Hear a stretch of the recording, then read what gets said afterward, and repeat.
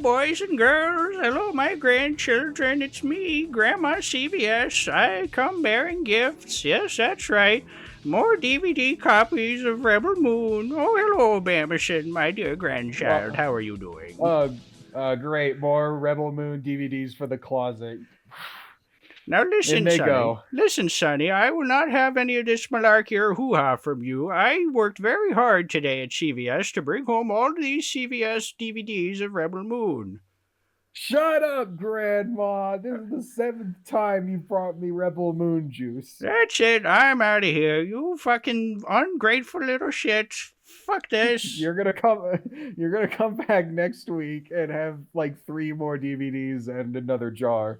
Whoa, dude, what'd you say to her to make her that mad? She's off the medicine again. Off the medicine, jeez. All right, well, you didn't have to be so mean. Which is ironic because she works at a CVS. Yeah, you'd think she'd have access to all that pharmacy medicine.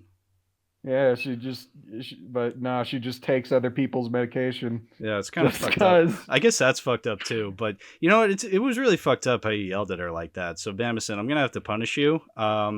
I'm going to make you talk about FearDotCom on DVD. No!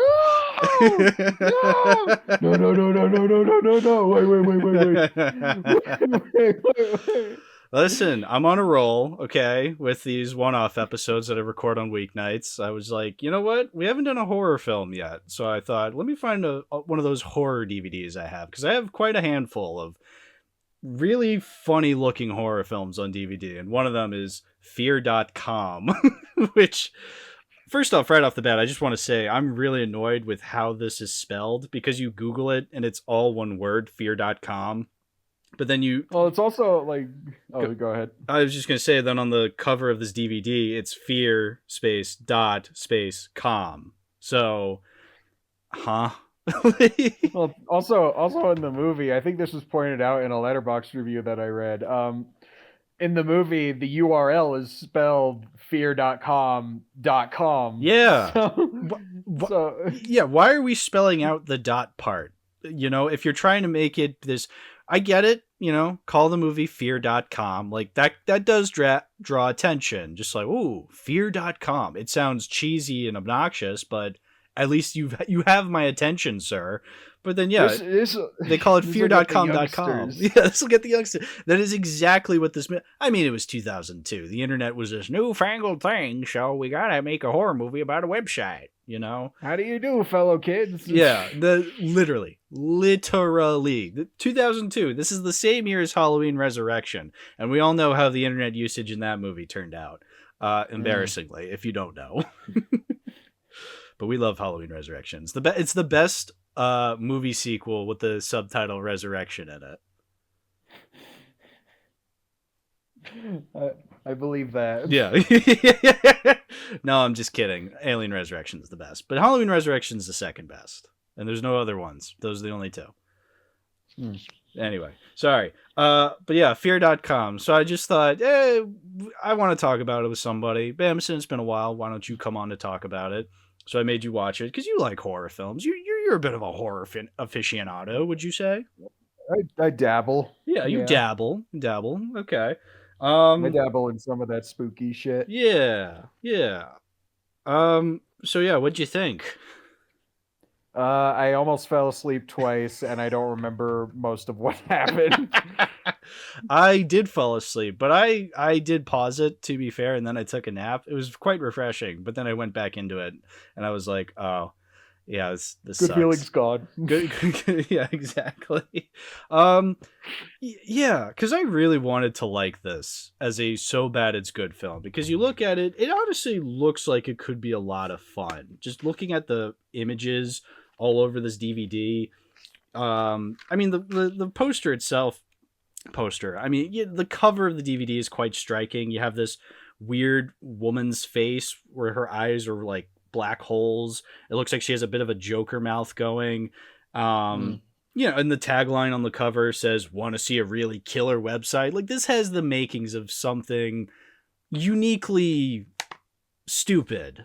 Not CVS scary. vibes. CVS DVD vibes. Very, very much so. Yes. But even like looking at the like the stuff on the back, the pictures on the back, it looks like you have like women's skin molds or whatever hanging. Like that seems creepy. You look inside, there's literally the scene, like one of the earlier scenes when the main villain has like the blonde woman tied up, and you see she's like completely naked. She has the straps around her tits wrapped around. She's like in a mouth guard. Oh, this is going to be really raunchy, really excessive. Like, oh, this might be something interesting. Mm-hmm. No, it's not any of that. It's obnoxious. I was legit walking in expecting something like you remember Amusement, right? I remember the YMS review. I've never technically seen it.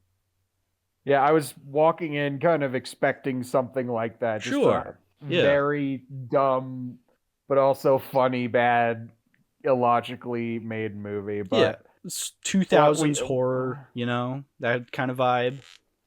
But like what we got was just, it's just so nothing. Yes. Like I can't even say that it was. I felt like I wasted my time. That's always a good sign. Yeah. It's identityless, I would say. It really lacks an identity. Because I can see what it's doing. You have this raunchy website where, okay, so that's kind of the appeal, is this, like, people look up this website and then they experience dying from, for lack of a better way of describing it. I guess that's what they were doing, but they're also including like a really weird serial killer, the ghost of one of his victims, a virus, not a computer virus, like people actually getting sick. It feels like it's throwing in so much, and I don't think it really understands how any of them apply to each other, It throws a bunch at the wall, but nothing sticks. Exactly. Yeah, because there's nothing, there's no appeal to any of it. The kills are not interesting. It's literally the same thing. People are they're going crazy seeing visions of this little girl, and then they kill themselves. But there's no real cool gory kill to that. It's mostly off screen, or it's not filmed very well. It's 90% of the film is just the dark. I have a theory that it's like the universe this film takes place in is the same universe as Saw, because both of the locations are just so damn similar. Yeah, I remember you brought up how there's a lot of similarities to Saw, or like you were expecting something similar to Saw, and because it feels very derivative, even though this came technically first.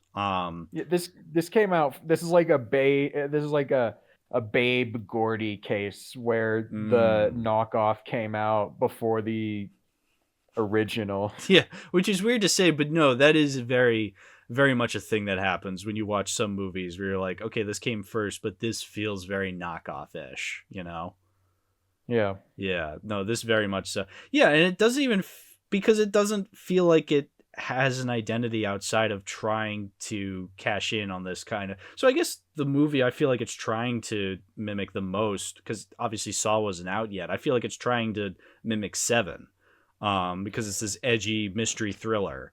But there's also like elements of like The Ring in there. Oh yeah, very much. The whole like, you die after watching something. Yeah.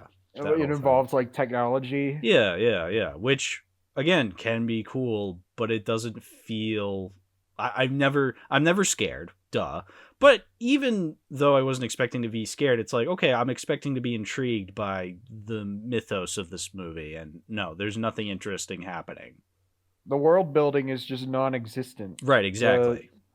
The myth around this website just I still don't understand. Spend any time on it. Like, yeah, it's just basically, from what I know, a torture porn website, right? Yeah, it's a torture porn website, but then I guess also it's, I don't know, possessed by the spirit of this one girl who got killed by the guy who runs the torture porn website.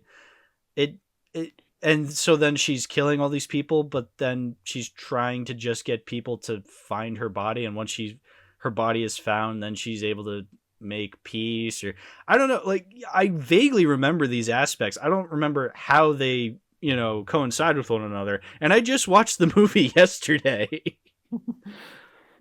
Like, I watched the movie kind of drunk. So yeah. You can explain. It explains why I don't remember like the lot of it. Oh yeah. Trust me, I've been there where I watch movies under the influence, and then I come away being like, "What happened again?"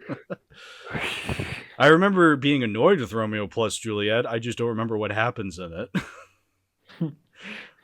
I was mad, and then everything went black. Yeah. Yeah, no, yeah, that's why I gave this a half stars, because there's nothing to this movie. It's bad. There's nothing funny about its badness. It's just boring. Like, there's nothing to it. Like you were saying, there's nothing to this movie. And a cover that's no, I'm just saying, with a cover this hilarious, I really wanted to like it as a so bad it's good, like, horror film. Apparently it has a cult following, according to Wikipedia, in my light research. Is the cult following in the room with us? Well, that's what I was saying, is like, then I look up Letterboxd, and Letterboxd, depending on what the movie is, you're gonna find people glazing some real bad movies on Letterboxd.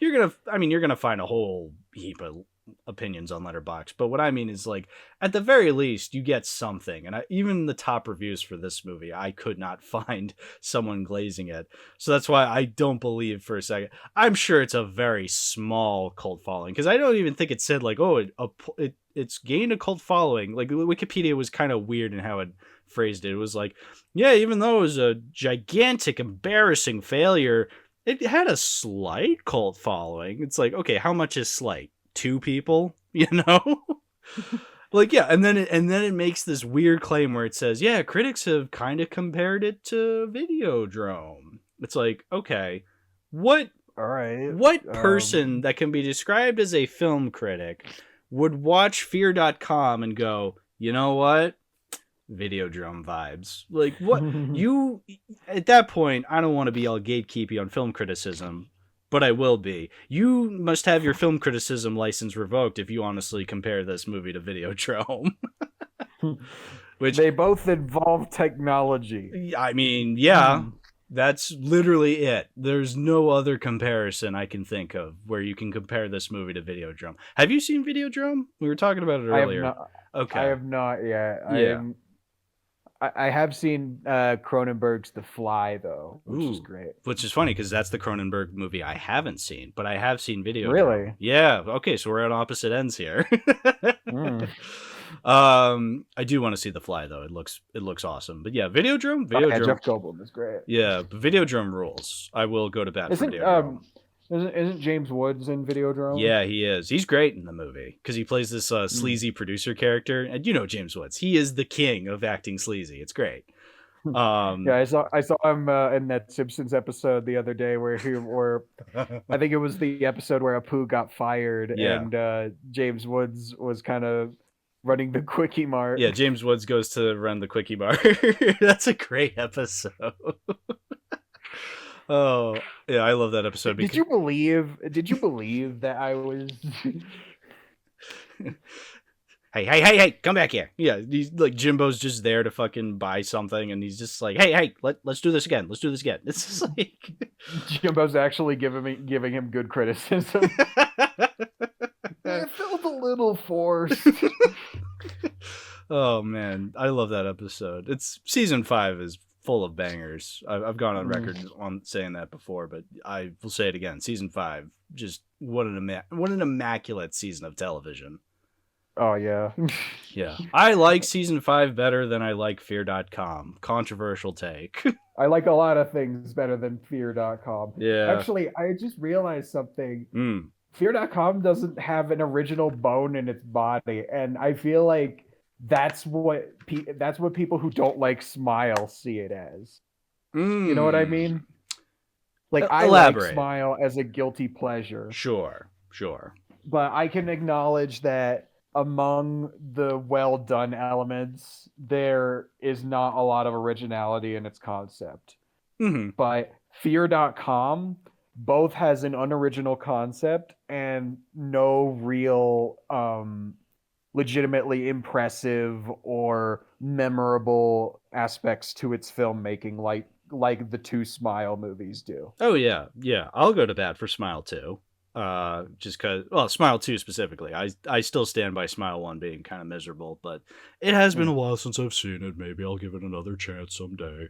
But yeah, no, I agree though. Out of both, I would rather rewatch both Smile movies than rewatch Fear.com, because yeah, there's nothing. There's not even, like I've been saying, there's not even a so bad it's good aspect to it. There's no hilarious line read, funny death. Nothing made me laugh. And you know me, I love laughing at movies. I love riffing on movies. I love trying to extract anything, even aspects that are so bad they're funny. I love extracting that from movies.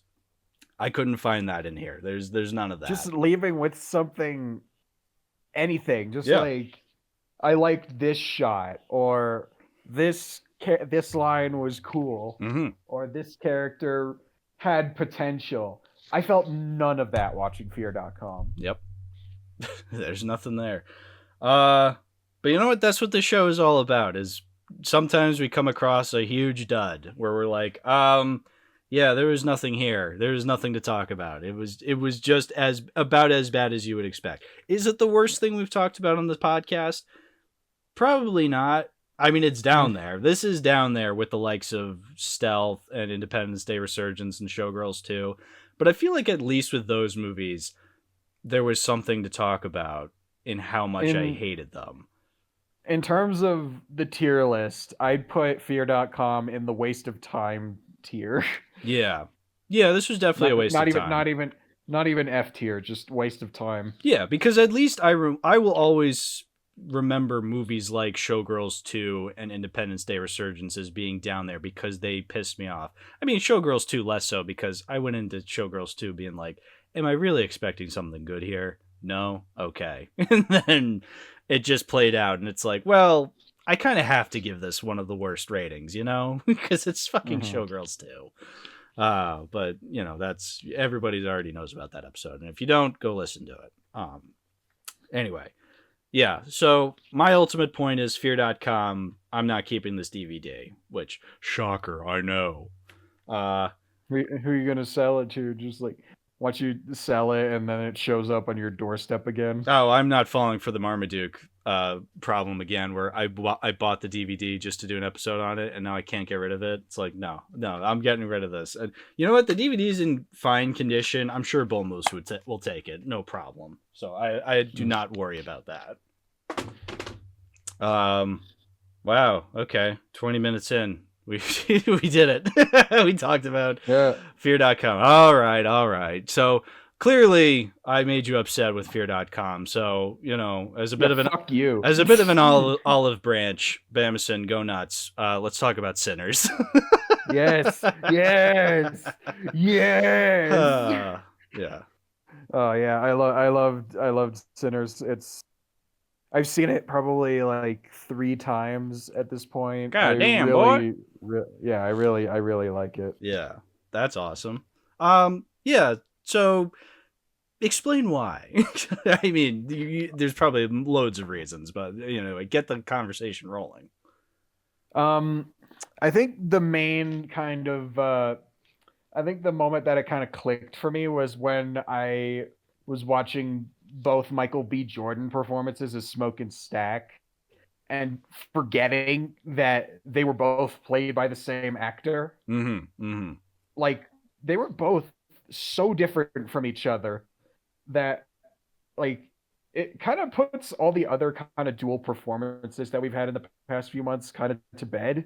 Like, as much as I like the dual performances in like Sonic 3 or Mickey 17, Smoke and Stack is just like on a level on its own, because I'm hoping, I know that you don't care about the Oscars, but like I'm hoping Michael B. Jordan at least gets some Oscar buzz for his role. He should, in this movie. Yeah, I mean, he's gotten nominated before, right? I don't know if he has, actually. I think maybe for Black Panther for like Best Supporting Actor, but I'm not sure. At this point, he should, yes. Yeah, I mean, I'll disagree. I mean, look, I think Sinners is the better movie, but I think I slightly prefer Robert Pattinson as both Mickey's and Mickey 17 when it comes to dual performances. Again, I think Michael B. Jordan does an immaculate job, though. He's one of the best parts of the movie. In fact, if it wasn't him in the role, I don't think Sinners would be nearly as good as it is. Like, he is a huge reason why this movie is great. No, yeah, like, he clearly works really well with Ryan Coogler. Oh, yeah. That's definitely one of those actor-director pairings that works really well. That's going to be, as iconic as De Niro and Scorsese and some other actor and director pairing. I can't think of Samuel L. Jackson and Tarantino. Oh, yeah, that's a good one. There you go. Because at first it was a little weird trying to tell the difference between the two of them, because they make it obvious at first because you have one in a red hat and one in a blue hat. You have Smoke in the blue, Stack in the red, and it's like, okay, that it's obvious, but that's a good way of telling the difference. But then they kind of go off on their own tangents, and then you're able to tell the difference of the performances as the movie goes on. Smoke is definitely a lot more reserved. Stack, definitely a lot more outgoing. And it's not like it's obvious. Like I said, it takes you a while to kind of tell the difference, and then by the time you're really into it, you're like, yeah, I know who is who by just the performance. I don't need a character to just walk on screen and be like, this is Smoke, this is Stack, instantly. This is Smoke and Stack, they got my back. His sword traps the souls of the victims. So Michael B. Jordan, huge standout, but honestly, I can't think of a single character I didn't like in this movie. I think there was... I loved all these characters. Yeah. They were all so interesting. Well, Haley Steinfeld was great. Delroy Lindo, got to shout out Delroy Lindo. Holy shit, dude. He was great too. Yeah. The new kid, Miles. I think his name is Miles. I don't remember his last name. Canton, right? Hold on. Miles Canton. Yeah, let me double check that though. I'm hoping he has a long movie career. Miles Caton. Man, Miles really did a good job. Yes. There's Preacher Boy Sammy. Yeah, no, he ruled. He was awesome. Yeah. Because he's not... I like his role because he is a vessel for the audience, the eyes for the audience to kind of view the world through. But he's not like a typical kid character. I feel like he has elements to him that make him a lot more interesting in that regard. First of all, immaculate blues player, like, holy shit. I wonder if that is him actually playing the guitar and singing. Yes, actually, I think I've heard that he learned guitar just for the movie. He did an amazing job with that, because he sounds like an actual pro. That crazy? That's crazy. Yeah, I really like how they made him both mature, but at the same time a little naive. Oh yeah, definitely. He has hopes and dreams, but he also doesn't realize that the world is very much a dangerous place until shit hits the fan. Yeah, but it's not done so in a way where you're just like, oh, you stupid kid, you don't get it yet. It's like, no, you understand at that age. You're not entirely up to date on everything that happens. So it's like a very understanding kind of naivete. Yeah. I'm trying to think, because one of my favorite aspects is how they don't really harp on his love of music being satanic that much. At the beginning, you have that scene where he's with his dad, and his dad's obviously the preacher, and he doesn't really approve of him being able to play music. And you think it's going to be all that cliche, like, oh, you don't accept me for who I am kind of thing. But no, they don't really dive into that much. Like, they make it clear that the father doesn't really agree with this type of lifestyle, but not to the point that it takes up what the movie's about. Like, it's just kind of there, because it kind of needs to be. I feel like, him knowing guitar and just how he views that blues music. I mean, because it was probably cultural at the time, how the father would view blues music at that time. But it's there because it makes sense within the characterization, but it doesn't distract from the story. And I really, really appreciated that. Yeah, they didn't make it a whole thing. Yeah. I think the closest they do that is when both at the beginning of the movie, like the very beginning, and the end, where Sammy arrives at the church and he has like the broken guitar. Yeah. And his dad is like making him drop the guitar so he can fully fully join with fully accept Jesus. The congregation. Fully accept the congregation. Yeah, just be like, enough of that devil music. Join the congregation. Yeah, and then it hard cuts to him in the car, still holding the piece of guitar. Yeah, and did you see the post-credits scene? Actually, I saw the mid-credit scene. Is there a post-credit scene? So like after all the credits? I don't think there is a.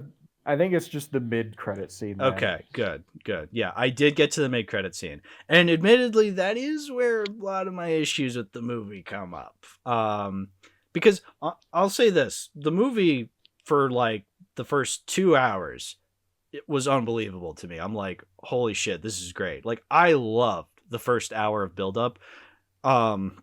Because it's literally just them interacting with all these people to try and set up the party they're throwing later. The grand opening of their new establishment.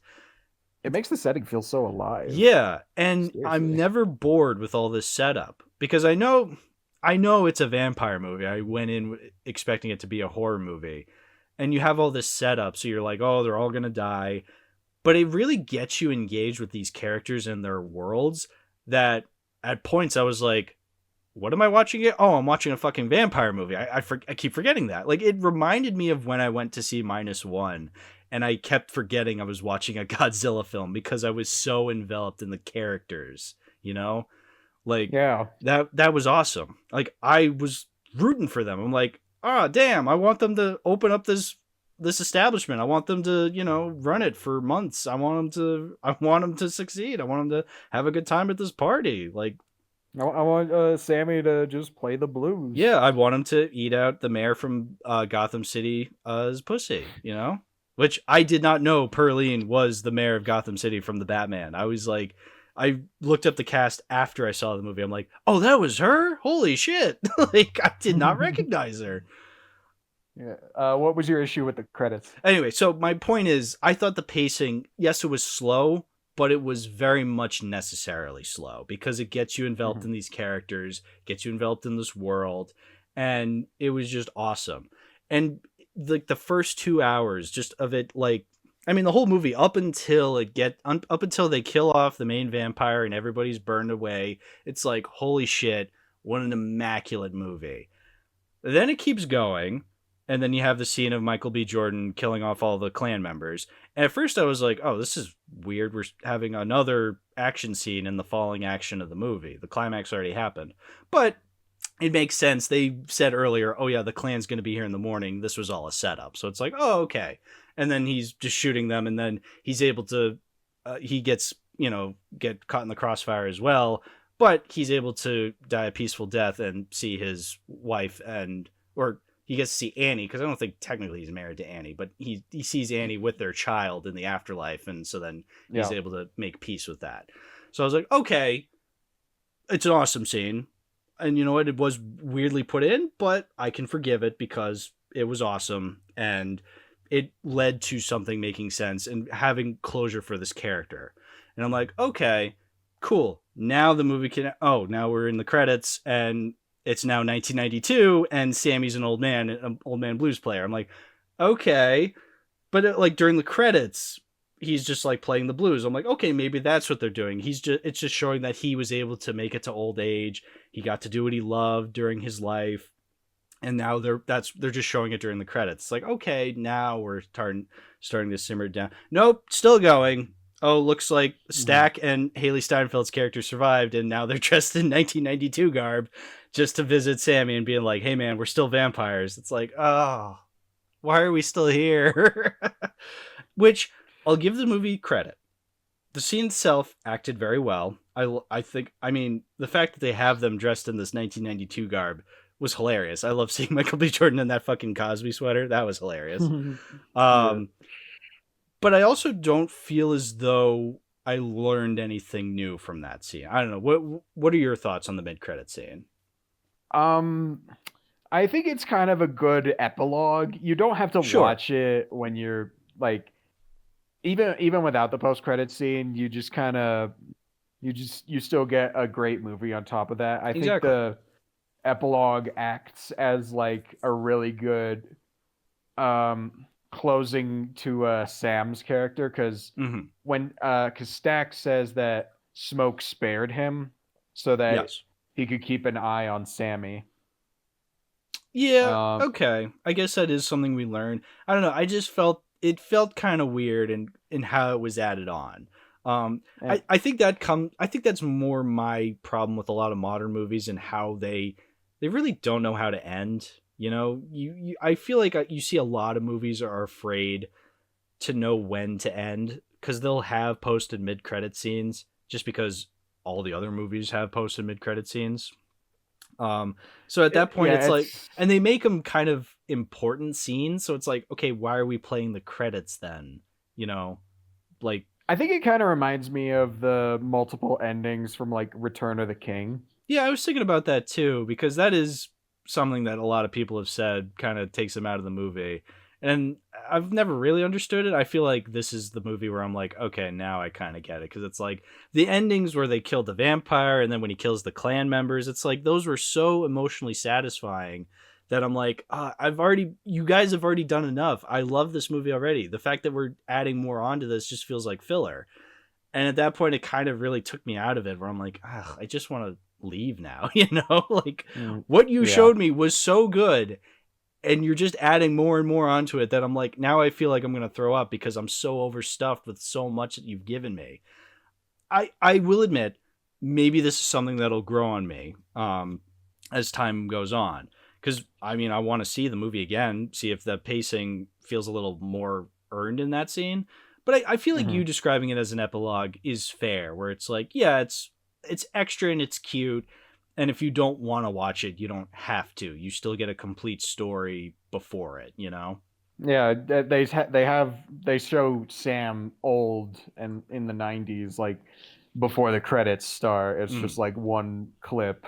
Well, I like that. Because I like the music that's playing during the credits, and it is really cool. See, because the guy they got to play older Sammy is a profound blues player, and I was listening to Yeah, a he's a couple. real blues Yeah, I player. was It's listening to a really couple of interesting. songs last night, and I was like, oh yeah, this guy goes kind of hard. Like he's really good. So Hmm. that was really cool to discover this new artist. I definitely want to listen to more of his music.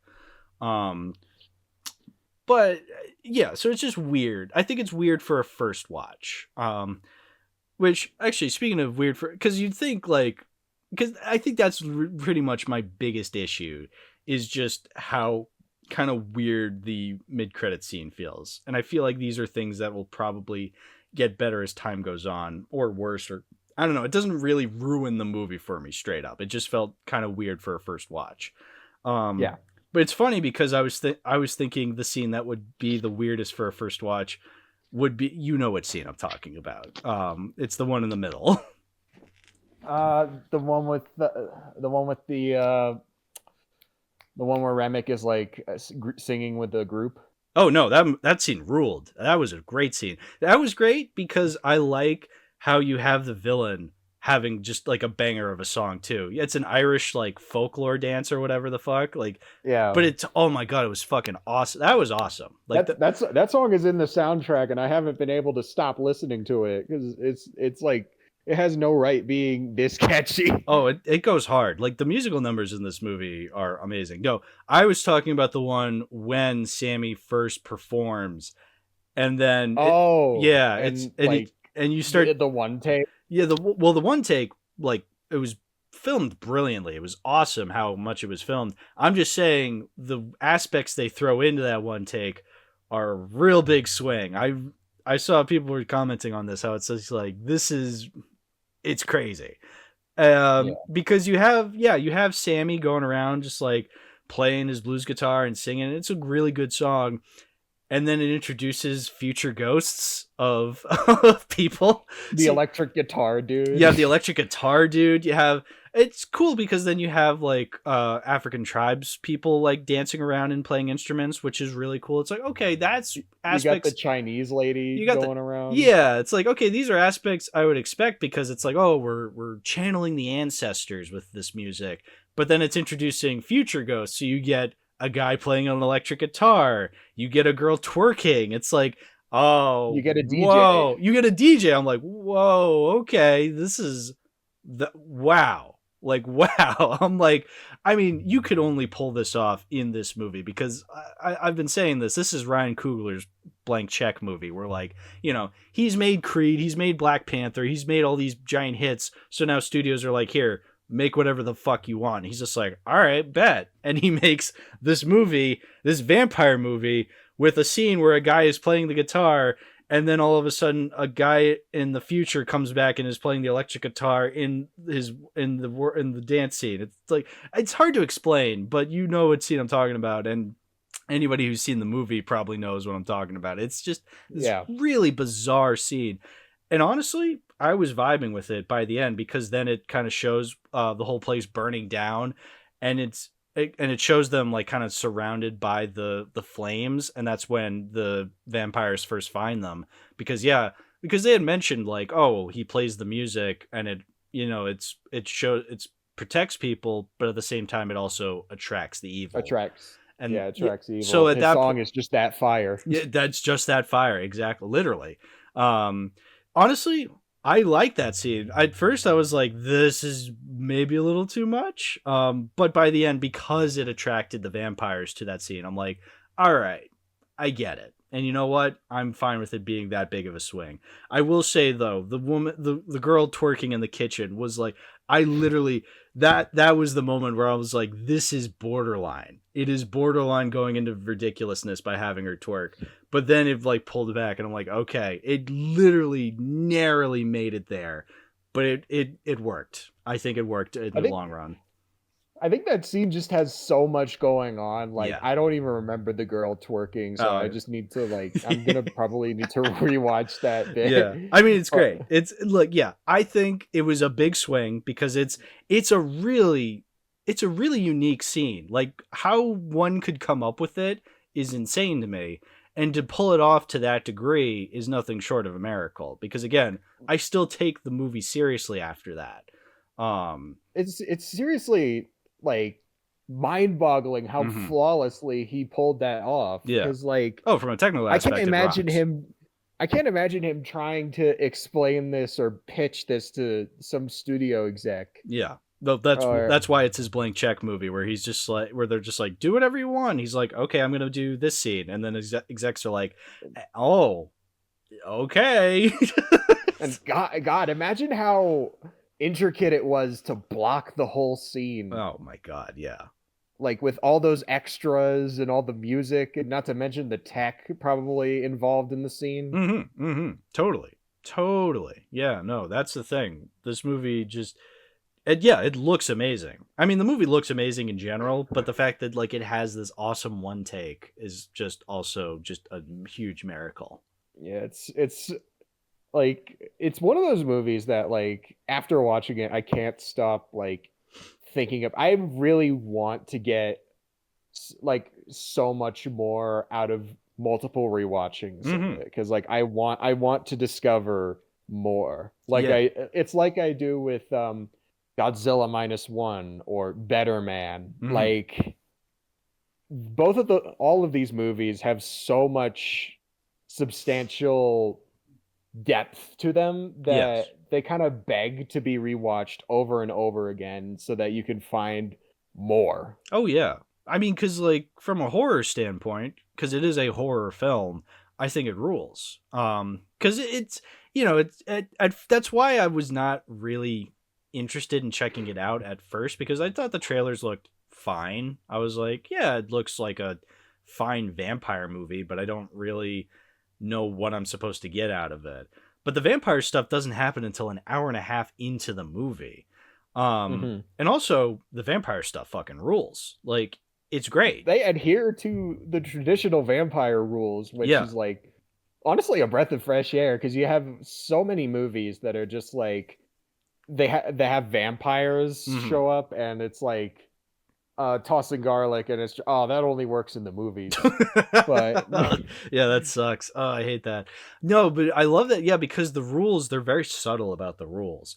Like, I love how subtle they are with the whole being invited in thing, because I don't know where that started. The whole like vampires can't walk into a room, they can't walk into a house themselves. They have to be invited. I did some research on that, and it's like I think it's a religious or spiritual thing, where in some religions you have to let evil in order for it to start harnessing onto you. Yeah, but I know that's a vampire thing. That's a thing in the vampire lore, is like they have to be invited in. And I like that, you know, it was very subtle when you have the vampire characters being like, "You gonna let me in?" And like at first they're just like, "Yeah," but then when Cornbread comes over, he's like, "You gonna let me in?" And they're like, let me in now, so I can help. Yeah, you've been walking in and out without our permission. Why do you need permission now? It's like, is he a vampire? Like, what a beautifully tense scene. Loved it. I remember reading in your review when you mentioned the garlic tasting scene. Let's talk about the garlic tasting scene. Yes. And you brought up the thing. I didn't even think of that. Well, because I was thinking about it during that scene, because you have the moment when they find the guy laid out in the kitchen and it looks like he's been bitten, like blood everywhere, and they're like, "Fuck, one of us has turned." And so they throw him outside and they're like, "All right, we got to test out which one of us is turned." So they have to try garlic, and they start eating garlic. And it is very tense, because you're just like, "Oh, you're not eating garlic? Why not? Like, do you think you've turned? Do you think you're going to burn because you can't eat garlic?" And they're like, "No, I just don't like the taste of garlic." And you're going back and forth. Or when Delta Slim is just like struggling, like shaking. Yeah, struggling, because you're like, "Fuck, did Delta Slim turn over?" It's like, no, he's just very drunk from all that Irish beer that him eating garlic is going to make him vomit. And so then they're just like, "All right, wait a minute, what's going on?" And they're like, "Did we check to make sure that's blood?" Hilarious, because it's not, it's wine. And so they just threw that guy out there and he gets eaten by Cornbread anyway. I'm like, oh, that rules. That's the subversion of that scene, where I'm like, that fucking rules. Like they threw that guy out there to get eaten. It's like, oh, that's painful, but I love that. That's what I loved about it. They're trying so hard to, because that's an honest mistake in a horror film. You know, with horror films, the stereotype is like, "Oh, people are making bad decisions on purpose for the sake of the story." It's like, no, these characters made that bad decision by accident, and it feels genuinely like an accident. Like, it feels believable. Feels like a believable accident. Yeah. This isn't like a contrivance because of the writing. Right. It's just a logical decision that the characters made that they misjudged. Yeah. And it's funny. Like, I don't know if the movie intended it to be hilarious, but I thought it was really funny. The fact that they just threw him out there, assuming he was bloodied. And they're like, "Wait, we didn't think to check if it was blood." Like, that's just funny to me. It was great. Yeah, the soundtrack as well. Ooh. It's a total bop. Dude, yeah. So good. Like, I mean, I've always been more of a Ludwig Göransson, right? Yeah, Ludwig Göransson, he's like on a fucking roll. Yeah. He's been just like on a nonstop streak, banger after banger after banger after banger. Yeah, what has he done? I think I know which ones he's done. Oppenheimer, Tenet. He's also done some of the other stuff for Ryan Coogler. He did both Black Panther movies, and I think he did Creed. Composer. Yeah, Ludwig Göransson. Oh yeah. He also did the soundtrack. He also did the score for Venom. Okay, well that settles it. The best score he ever did, Venom. Yeah.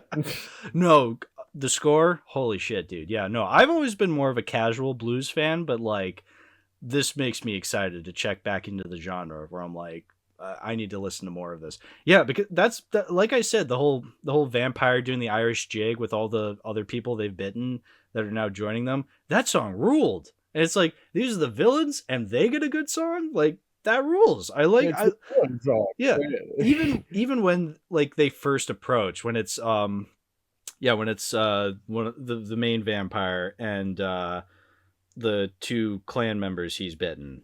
And they're going up to him. Like the banjo. Remick, yeah, and they start playing the banjo. I'm like, I thought at that moment, it's like, oh, they're gonna make the white people do some embarrassing music, but it's like, no, actually, they play really interesting, really well sounding music. Where it's like, oh, they're convincing them that they want to like be let in to perform music because they're actually good performers, and it's just a very nice song to listen to as well. Obviously, they don't fall for it because they're like, listen, we don't want no honkies in here. So it's just it's great. They also bring that song back when like a bunch of the people from the joint become vampires and they're like surrounding the club. They're singing it kind of slowly in like a 1-2 Freddy's coming for you kind of tempo. Yeah. I like that.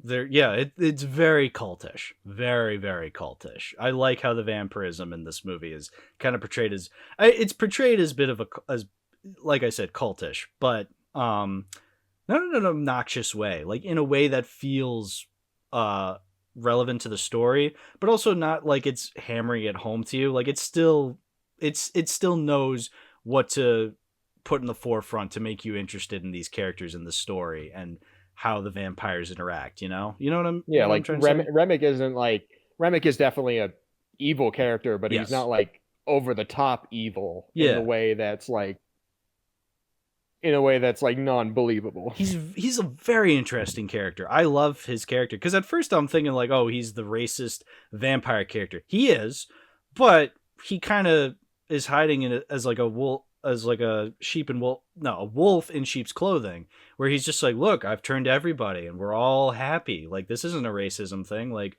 I think I see us all as equals. And it's just like, oh dude, predatory. Like, but that's what I love about that. I love that. I don't know if it was explicitly a race, like a race thing. Like, I know that the character Remick is definitely like an Irish immigrant. Yeah, he's an Irish immigrant because he has like an Irish accent sometimes, but he's also kind of hiding it with his southern accent, southern twang to like kind of get them interested. I think what's interesting is that rather than him being overtly, racist and like saying a bunch of slurs and just being cartoonishly evil, they make him more of just like a culture absorber. Oh yeah, very much so. Yeah, because he starts speaking Chinese at one point because he bit the Chinese guy. He starts speaking in Chinese. Yeah, he has a bunch of other people's memories. Yeah, like because he bit them, and I think that's an interesting way to convey. I don't know what the word is, but it's just like when other people not in a culture start like adopting things from another culture. It's cultural appropriation, which that's the term you're thinking of. And like actual cultural appropriation, like he's using their culture to like kind of like, convince them in, be like, hey, come join me. He's claiming to be for equality and being like, yeah, we all love each other, we're all part of the same culture, man. We're a family. But yeah, it's very predatory, very what's the word? Very much. Yeah, I think I got the word there. Very much a predatory kind of thing. Yeah, no, exactly. Yeah, because at first I thought like, oh, he's just gonna be, clan, like it's the villains are the clan but with vampires. That's what it is. But no, it's not that at all, because he also hates the clan as well, because he bites the clan to join him. Like it's more than that. It's more than just like, whatever. Like it's more than that. It's him absorbing everybody he wants because he doesn't care. He wants it all for himself. Yeah, like he also mentions that like once he turns everybody in the club, he wants to go to the Grand Wizard was he, and turn him. Yeah. Which I think two things is interesting about that, because one, that would kind of give the Grand Wizard kind of an easy out, because because although he does get like bitten, he doesn't die, Mm-hmm. and he becomes immortal, like a living vampire. Yeah. So he just kind of takes the easy way out if they all decide to gang up on him. But if the vampires were to eat him, like, would the vampires turn racist? That's I don't know, because like even though he bites or like more racist? Well, even though he bites the Chinese characters and he starts speaking Chinese, he doesn't necessarily adopt Chinese like culture that way, you know? Like he's using it to then bring the Chinese character into his group. You know, he's using it to kind of entice them. He's being very enticing it to manipulate people. Right. So I don't think he'd be any more racist than what he is now if he bit the clan Grand Wizard. Because I think he genuinely believes like he's more than that. He doesn't really care for any of our petty mortal squabbles at that point. Like he's thinking more about his selfish reasonings that he has. He could definitely gain a lot more clan members by biting them if he bit the Grand Wizard, but you know, it would all be a front for him. Like he has no identity. You know, he was once an Irish immigrant, but was he? Because like maybe that's something he picked up along the way. He doesn't actually believe any of that, you know? Oh yeah, that's actually something I didn't even think of. We don't really know how old Remick is. Yeah, because he could be an Irish immigrant, but again, he also has that Southern accent. Like, what's real? Is it the Southern accent or the Irish accent? Like, who is this person anymore? I literally just thought of that. Yeah, he's such an interesting character too, because there was that tied to him tying to like religion. Yeah. Like Sammy calls him the devil at one point. Yeah. And I can't help but think, I don't know if this is like obvious or not, but like I can't help but feel like that influenced the way he was like killed. Not only going out in like a big fiery tornado, but because before he died, he basically mocked Sammy's prayer by baptizing him, or like mimicking. I noticed that too. He's just like dunking his head in the water, and he's like mimicking a baptism at that point. I'm like, clever. Like it's interesting too, because like the only person that prayed, like the only person that was still true to like religion, was the only person in the movie that survived. That's a good point. Immortal. Too. Yeah, I mean, because he is the preacher's son. Because it shows in the beginning that he is knowledgeable of the Bible and stuff like that. Because his father's like, you know, oh, help me with this sermon. Like, say the sermon or whatever, and he starts reciting. He does it without looking. Yeah, he reads it and then he closes the book and starts doing it like he knows it all, because he does. To prove to his father that he's not bullshitting. He actually does know what he's talking about when it comes to the Bible. I mean, when you're the son of a preacher, you probably do know a lot about that stuff. Yeah, it definitely is interesting, because I want to get more of just subtext that Coogler has in the movie, because like I've read people saying that it's anti-Christian because of how it wasn't effective against the vampires, and I can't help but disagree. As well, people also point to the dad trying to make Sammy give up his love for the blues. I don't know if this is explicitly anti-Christian, but I think because of his prayer, it definitely helped him with surviving. Because I need to watch the movie more.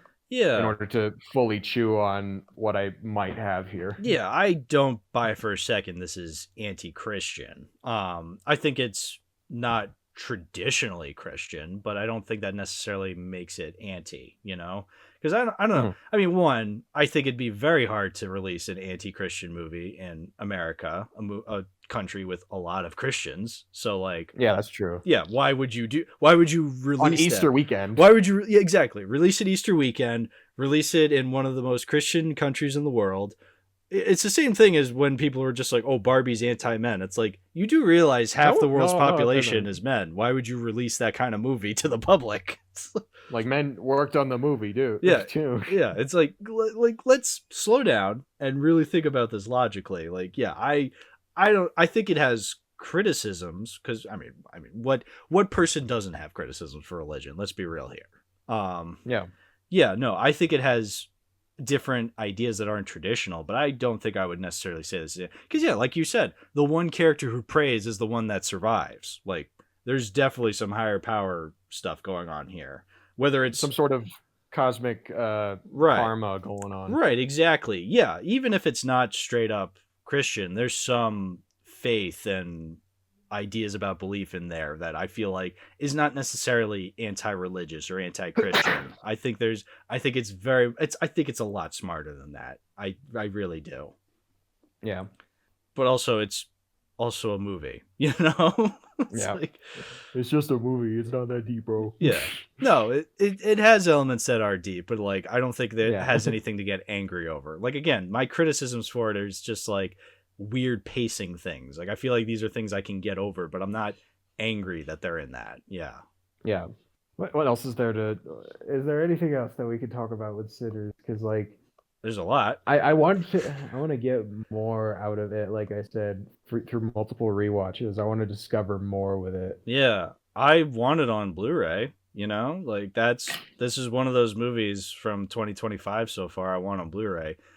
It's like the Monkey Man of this of 2025. So, I think for me, my favorite movie of 2025 so far is still The Day the Earth Blew Up, the Looney Tunes movie. Like, that one, I still need to see that. That one is so special. I know I've heard from friends that a lot of people are annoying about it on Twitter, and that breaks my heart because I love it for different reasons. Like, I've heard more about like Coyote versus Acme, so I'm just waiting for that. Yeah, I mean, cause like, yeah, and I'm not one of those people that was just like, oh, thank God this actually happened. Fuck David Zaslav. I mean, in a way I am, but I'm not explicitly that because I don't really care for David Zaslav.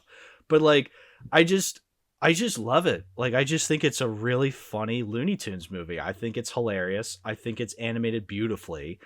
Do I think it's the greatest feat in animation ever? No. And I feel like people who are treating it as like the second coming of Christ, a little much there. Obviously, I still love it. I think it's one of the best movies I've seen all year, but like, I love it for completely different reasons, and I'm not trying to stand on a soapbox when I say I love it, you know? Is it cinema? No, it's animation. Yeah. I can't disagree with that.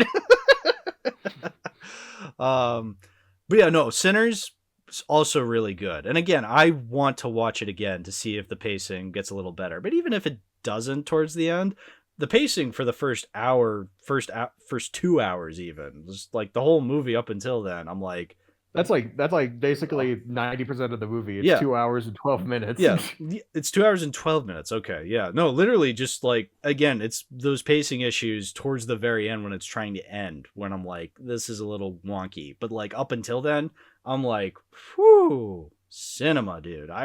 It was great. It was so much fun. It was worth watching in theaters. Like, again, I wish I watched it in IMAX because like I want to. I've seen people watch it in like 70 millimeter, and dude, I want to watch the 70 millimeter print so badly. As much as I like the Panavision aspect ratio, the movie just looks, from what I've seen, in 70 millimeter, just looks amazing. Right? Yeah. No, it was definitely worth watching.